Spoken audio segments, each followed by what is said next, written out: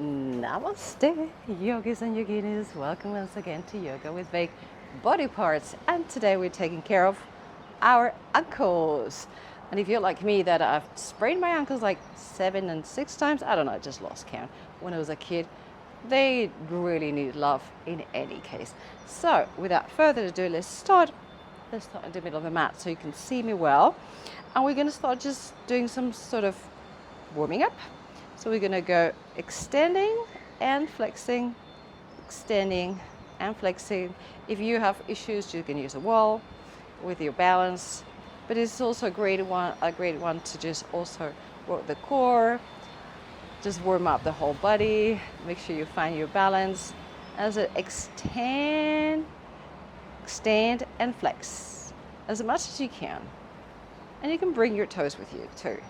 We're not working so much the toes today, we already did that in the feet, but extend, sorry, flex, extend. And then let's go to the other side. So extension, flexion, extension, flexion, extension, just to awaken our beautiful ankles. Again, what would we do without them? They allow us to move so much. Let's do circles. So outwards or inwards, whatever works for you. We're going to change anyway. So let's do 4 or 5 to one direction, and then let's move to the other direction. And again, if you need just to stabilize by helping yourself into a chair, a wall, whatever you have nearby, let's go to the other side. I don't know, you see me from all kind of angles. I think from the side angle you see me better. But just in case you're missing something, we're going to do everything now interior. So inwards. Now you have all different angles.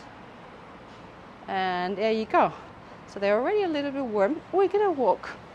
Because obviously every time we go tiptoeing, the ankles make a huge amount of work. And if you've ever sprained your ankle and you've done rehabilitation, you know that is an important one. So let's walk forward on our tippy toes.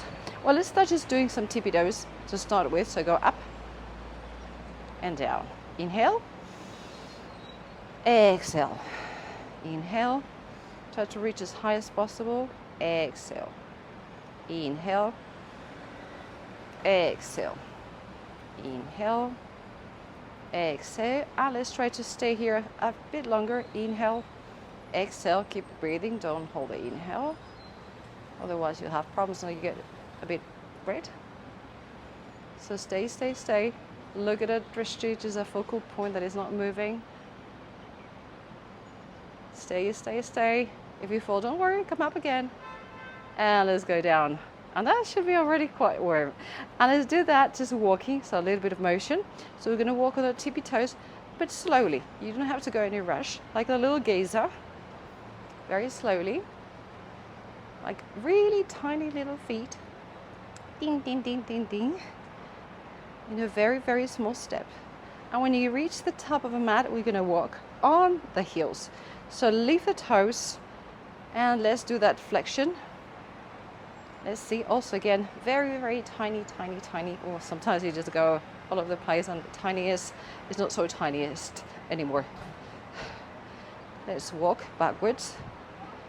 Okay, how does it feel to you? If you've had any injuries, you probably feel there's a little bit of tension and a little bit of pain. Should not have pain. If it's pain, please stop. Let's do it again. So let's walk to the front, tippy toeing. You know, working those muscles, those tendons. We have the external ankles, the internal ankles. As I said, if you've twisted either or both, you know, they get really big and they swell and they hurt. And if you've broken some of the, let's go backwards. If you've broken some of the tiny little minuscule, well, not so minuscule, but you know, all the bones that we have in there, you already know what it's like not to be able to use the ankles, having crutches, flying around. Okay, last little walk. Let's go to the front, tippy toeing. Small, tiny little steps. You can do whatever you want. You can use your arms. You can dance. You can play your favorite music. You can even move a little bit the hips if that feels better. And then let's do freestyle also on the way back. You just move around. You can also do a little bit of hip action here. You can turn around. As long as you stay on your back heels, that's fine to me. Yeah. Let's do it, let's do it, let's do it. Okay, and now we reach the back of the mat. Let's go down. Okay, awesome. Now we've done this in Vajrasana. We did this for the soles, and we do it sometimes, you've seen it in the classes, for the soles of the feet. Now we're going to just put one in flexion and the other one in extension, and then you'll feel a lot more heaviness, obviously, because all your weight is here on the left, in this case.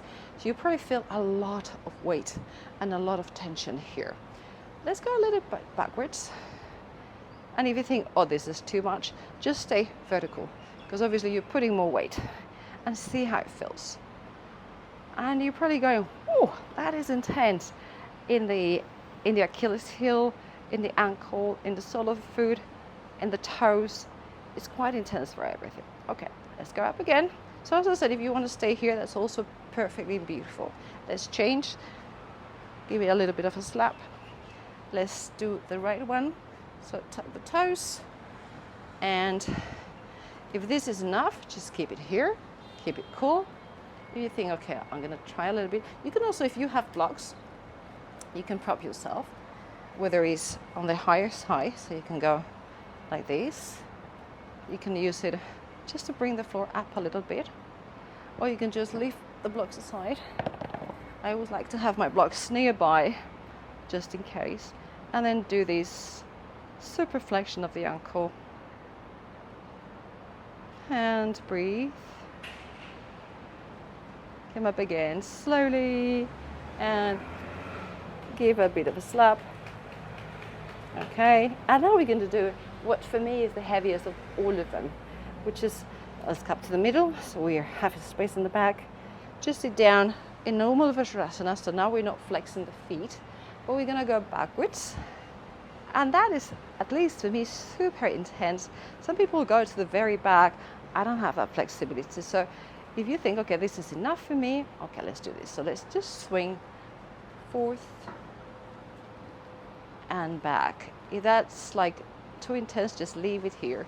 You know, reach only as far as it feels good. In my case, as I said, I've got very limited ankles. I've worked them out for years, trying to get some more flexibility. But because so many injuries, you might see that sometimes in the classes, I avoid certain poses that require a huge amount of flexibility, or I'm just simply, limited, which is fine. I'm aware of that, so that's not a problem. But this is quite intense. Okay, so let's try to stay here a little bit longer. Breathe. The knees are up. The weight is all on top of our ankles. Let's see, my left one is okay. My right one is almost screaming. 3, 2, 1. And off we go. Perfect. Hands on top of the mat for downward dog. Turn the toes. Just flex the feet now and come up to downward dog. Oh, yes. This is a completely different move to the one we just did. So now we're just compensating for it. So let's straighten our downward dog. Remember the back. The weight goes towards the back. The hips go up and back. Just pedal a little bit. Move just in case I'm visually disturbing you and you can't see properly. And just to recover a little bit from the last one.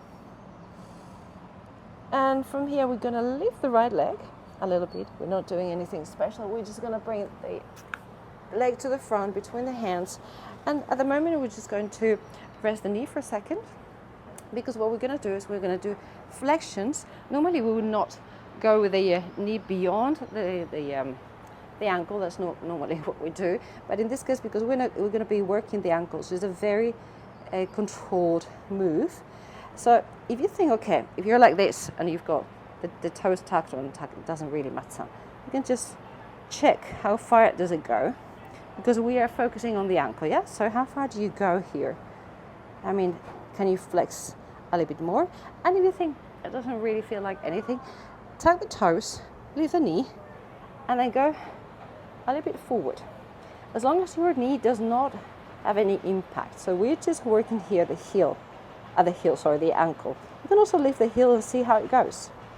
You know, a little bit, just feel it. We're just checking the mobility of the ankle. So how does it feel? If it's good like this, just stay here. If you want to just lift a little bit and check the mobility and keep going back and forth, always taking a lot of good care of your knee just in case you have any injuries or something. Okay, now let's go back to our soft downward dog and let's do the left. So leave the left leg between the hands. It's gonna come, and again, knee on the floor, you can untie the toes. Let's check first, how does it feel? The knee goes over the ankle, and let's see that flexion of the ankle. How far do we go? Is this okay? Is this like, okay, already too intense? If you want to, you know, up the needle a little bit, just lift the knee and let's go towards the front. I hope you can see the flexion. And if you think, okay, I can also lift the heel a little bit, and then we're doing a little bit more exercise on the ankle. Just see how it feels good. And if you're in the first position, is a beautiful position. So whatever works for you today, and the mobility and the health of your ankle. Perfect. Hands to the front. Let's go towards downward dog again. Pedal a little bit the feet. Stretch. Make it feel really good. Stretch, stretch, stretch, stretch. Try to touch with the heels on the floor. Let's see how far they go. Let's see how your Achilles heel, if it's awakened or still a little bit asleep.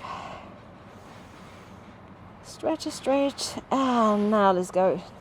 Knees on the floor. We're gonna go towards Malasana. And now if you have a block, or if you don't have blocks, just get a big thick romance, a big book, whatever you have that is a little bit of height, because we're going to put it just underneath one of the heels. So we're gonna lift this one, and the other one is gonna stay on the floor. So, okay, maybe you see me better like this. So this one goes on top, and this one stays just as usual, Malasana. And let's see how it feels, because now this one is really an intense flexion. And just chill there. You can tell the story, you can do whatever. You just move a little bit and see also how it feels. My blocks are super, super hard. And, you know, I actually feel like a kind of a little massage in the middle of my foot. But let's see how it feels. You can move a little bit towards the side, at the front. And let's change to the other side. So the block comes to the right foot, goes underneath, and this one goes flat. So the left foot goes completely flat. Now let's enjoy this one. And again, we're working the toes. The whole foot is coming along. I mean, it's very difficult to isolate completely the ankles and the feet, because they're pretty much in unison, yeah? But we have a class with the feet. We have this class with ankles. We have one with knees, with all different parts of the body, especially the joints, so hips, shoulders, everything, so you take care of them. Perfect. So just release. And guess what? Now you can just stretch your legs ahead of you. And let's do just a little bit of a chill down. So if you just stretch your legs and lift, straighten your quads, so you actually lift the knees, not the knees, the knees are on the floor, but you lift the ankles off the floor, and then go out and in, like hello, you're waving somebody. Outside and inside, like a little bit of a fan movement. Doesn't look very stylish and very sophisticated. And then let's stretch. So extend and flex, extend and flex, extend and flex, extend and flex. And you're probably thinking, what the heck, the quads are on fire. Yep, that's coming along. And then let's do some circles, outwards, outwards. If you think, okay, this is too much for the quads, you can also use the abs. So we can go like this, and then you give your rest. Give a rest to your quads, and let's go inwards. So whatever works for you. You have plenty of options always. And if it's too much, also you can just do one at a time. And then you rest everything. But why not just bringing along some quads, some abs. I mean, if you hold your legs like this, abs don't work so hard between you and me. If you do it like this, yes, they do. So again, what do you want to do today? What is your body asking for? Let your body dictate what to do, not your ego. Not like, oh, I'm going to do abs today. I'm so tired and my back is hurting. No, like, oh, yeah, I can do this today. Why not? So outwards and inwards, just keep moving. And there you go. Just let them loose. Let everything loose. Your quads, your abs, your feet, your ankles. Just move them along. Just see how really loose they can get. You see? It's difficult, isn't it? Because you just tend to control everything. And then if you fancy going to Shavasana, do it. I'm going to skip it because there's a lot of noise in the background. So I don't want you to just absorb those noises, but I'll let you just go and do your Shavasana, rest if you wish, or just give yourself a little minute just to chill, just to realize what you've just done, even if it's a small part of your body, and enjoy it. And carry it throughout the day, and do it more often, because we always have to take care of those little parts that are so vital to us. Thank you so much for being with me today. Namaste.